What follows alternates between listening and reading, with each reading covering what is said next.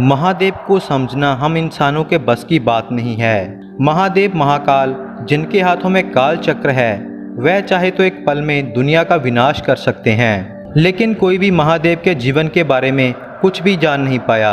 लेकिन दुनिया में कोई ऐसा भी है जिसे शायद महादेव ने अपने जीवन के कुछ ऐसे रहस्य बताए जिनके बारे में साइंस आज तक जान नहीं पाई। और कुछ ऐसे रहस्य आज के समय में साइंस के सामने आ रहे हैं जो सालों पहले महादेव ने उस व्यक्ति को बता दिए। महादेव का एक ऐसा ग्रंथ जो अंग्रेजों के हाथ लगा और वह अंग्रेज दुनिया की एक ऐसी सच्चाई जान गया जो आज तक कोई नहीं जान पाया। कौन सा था वह ग्रंथ, जानिए आज की इस वीडियो में। हर हर महादेव। यह बात ब्रिटिश राज्य के समय की है, जब अंग्रेजों ने भारत को लूटकर इंग्लैंड को भरा। आपको अंदाजा तक नहीं होगा कि भारत की कौन कौन सी अमूल्य चीज़ें अंग्रेजों ने चुराई और पूरे संसार पर उन्हीं चीज़ों की वजह से राज किया।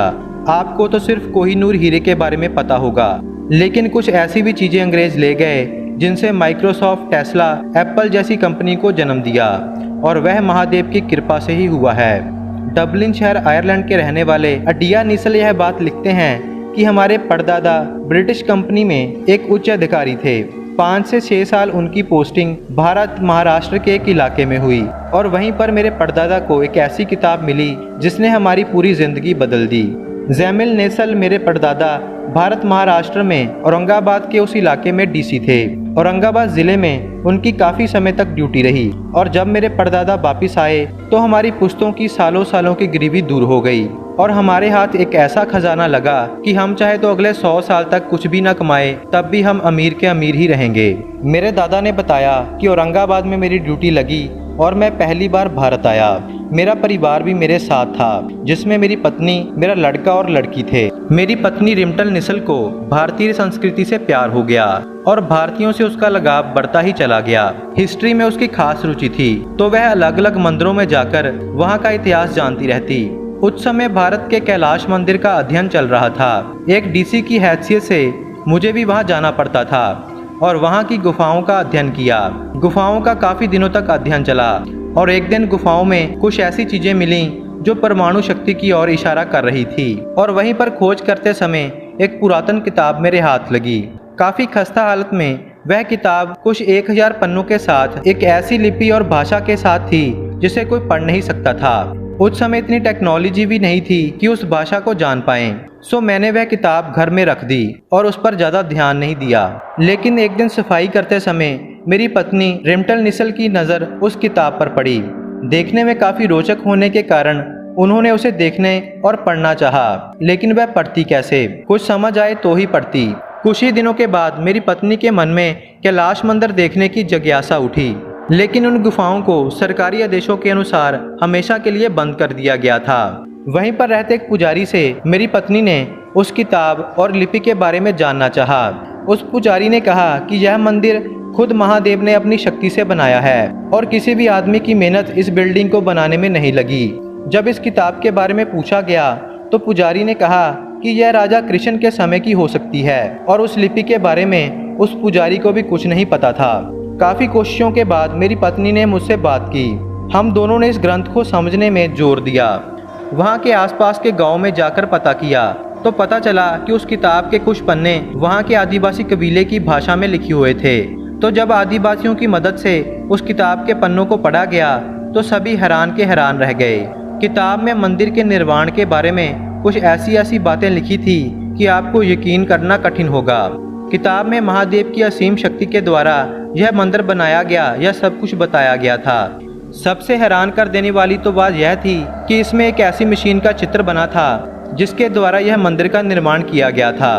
जानकर मानते हैं कि वह चित्र वही भूमि अस्त्र का है जो राजा कृष्ण को महादेव ने भेंट किया था, जो कि पत्थर को भी भाप में बदल देता था।